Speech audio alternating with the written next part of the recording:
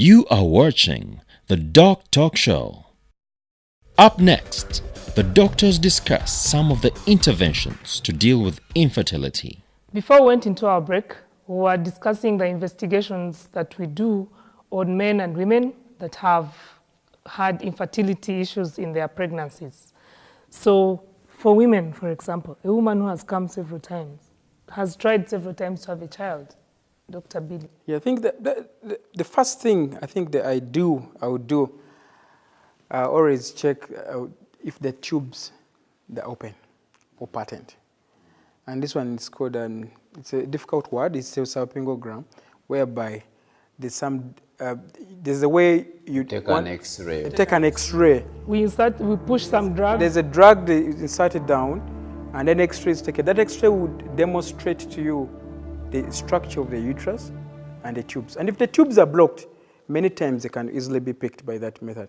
And when we get that one to tell us whether the tubes are open or not. If they're open, then it becomes a bit easier on the other side. Yeah, if they're blocked, there are also ways to try and unblock them. Exactly. The common mistake that is in the community is people come with ultrasound scans and then they tell you, doctor, my tubes are blocked. It's not satisfactory for us to tell if our tubes are blocked if we only do using an ultrasound scan. Yes, an ultrasound scan might pick a few problems with the tubes, but it is not conclusive if those tubes are blocked or not. The good thing is that with an ultrasound scan in investigating infertility is we can see other causes like polycystic ovarian. Yes, it plays a very good role. You can pick out fibroids and demonstrate if they've damaged the outlay of the uterus, if they are causing any pressures on the other organs like the tubes. Yes, you can also look at your ovaries for conditions like what we call polycystic ovarian syndrome, better demonstrated if the scan is done transvaginally, through the vagina, not on your abdomen. Yes, so all those scans, depending on what your doctor suspects is the problem, they will send you for an appropriate investigation. Yes, but then we can also do the hormonal profile. The hormones, like we said, that a woman's whole reproductive cycle is her hormones. Yes. Your hormones, there's a spectrum of hormones that we are interested in that are responsible for your reproductive function. So the doctor will clearly outline them, and then I've got to mention, but if you look out for maybe these hormones which produce milk, yes, prolactin. You look at the hormones of the thyroid gland, they have also caused problems. And of course, these other ones from the ovaries, the follicle-stimulating hormone, luteinizing hormone, there are a couple of them. Yes. Yeah, interpreting those results is not usually simple. So it's not a couple of one. you need to liaise with a specialist, a gynecologist in that case. And one reason, just to talk about one of the hormones like the prolactin, that's the hormone that helps women breastfeed, produce breast milk after they've had a child. So, and we know that a breastfeeding mother who is exclusively breastfeeding ideally does not get pregnant. So if you are having a high hormone that causes breastfeeding and you're not breastfeeding, then it is difficult for you to conceive. Yes, and one of the questions the doctors will ask you in assessment is whether you're producing any discharge, milky discharge from your breasts. And that should create a very high suspicion, and that hormone should be examined. But a good thing to make the discussion very simple, if you have any issues with your hormones, at many times, your periods will have a problem. It will be regular.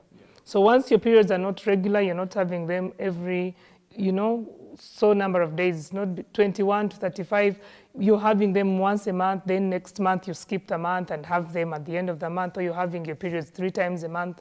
Sometimes that is an eye-opener for you to go talk to your doctor, more so a gynecologist, to find out what the problem could be. Yes, there are also investigations that are timed, depending on your cycle. So the doctor might ask you about your cycle, then time the investigations, blood investigations, maybe on day 21, you do a particular hormone. They might have to actually follow up your eggs and see if you're developing eggs by doing timely ultrasound. Most of the things are timely. Even the test of the X-ray, yes. You have to do it in a particular time. Tubes, yes. They will ask you to come on a particular day to look at your eggs and say, okay, your eggs are growing like this. Then you have a fully mature egg. That means you can develop an egg. So the problem is probably not the here. egg. But for men, we talked about investigating men and ruling out. What do we do for men? Yeah, because if you think most of the things which cause poor quality sperms could be because of the sedentary lives we are living. So you can tell the men to get off alcohol or to reduce on the alcohol, or manage their weight, reducing smoking, or even stop if it's possible. Do exercise. Exercise regularly, yes. And then, of course, there are a few drugs which are not targeted. So like most of them, they are herbal preparations which are already they know the content of the drugs to give to support to help in the That sperm. is why nutrition is very important. Yes, because important. most of those drugs contain micronutrients. Which are lacking in maybe that will help in the formation of healthy sperms. But also not to say that when it comes to these sedentary lifestyles and obesity causing infertility problems only for men, even for women, the more obese you are, the more chances to develop some of these conditions. Very consistent with a condition called PCOS. The polycystic ovarian syndrome. Mothers tend to be overweight, and one of the things that we always advise them to do is to lose their weight. Yes.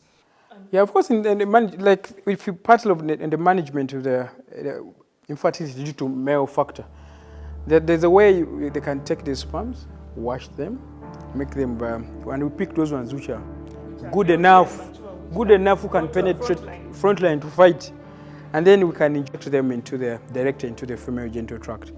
And that one like artificial insemination like we do for cows? Yeah, like the one almost similar. Okay. Yes, so there's always a way. So there's hope. There's hope. Not everyone should lose hope. Yeah. We know sometimes you keep trying several times and it does not work, but there is hope. When someone has been diagnosed, it's not that your life has come to an end for the couple. Okay.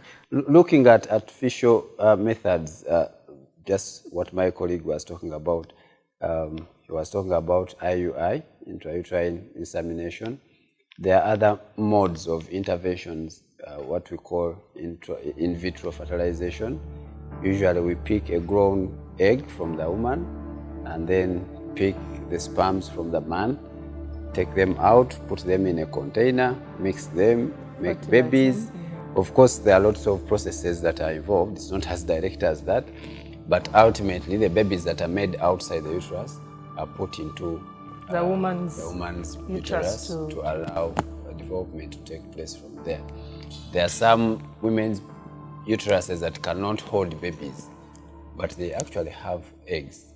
So those eggs can also be retrieved, mixed with the sperm, and then you put in another woman's uterus. What we call surrogate mother. Exactly. So, and you know, the problem is that here in Africa, it's like a crime to have a surrogate mother.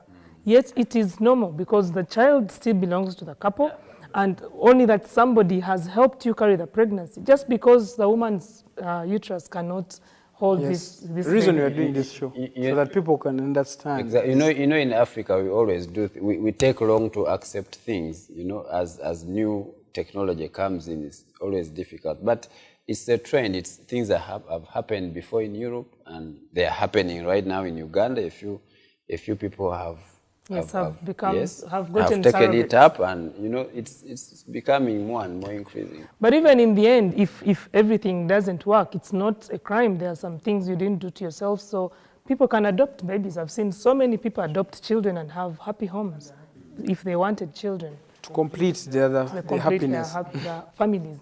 Let alone even the natural, because it's also important, maybe one other thing that we forgot to mention, that it's important for people to be aware about their cycles. And like we said, timely sexual intercourse is very crucial. It's a natural way. Someone should know their cycle. They should know when I'm ovulating, these are things that I expect to see.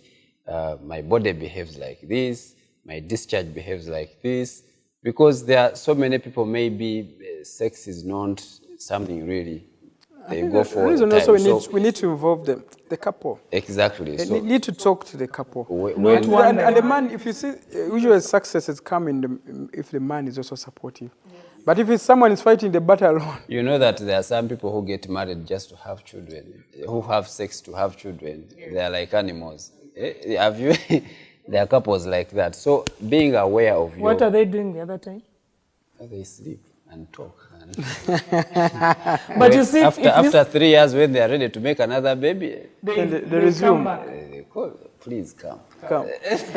So being aware of your cycle is very important. Yes. It increases your chances of having children. And just to re-emphasize that it is very important for the couple to be in this together, not one side, not one partner to be in this infertility management. They need to be in it as a couple, because even things change in between. The man is the one with a problem, and as you're managing the man, the woman can develop a problem. So they need to be there all the time together, and investigations done together, and management decided upon as a couple. Like the vows we take, for worse, for better. For worse or for good. For, yes. You know, if we were to discuss infertility, we can discuss it for a whole day and night. There are lots of things to discuss when it comes to infertility. But in future, we shall continue discussing this topic and discussing modern technologies that have come, that are at our disposal, that are at the disposal of couples, and they are accessible.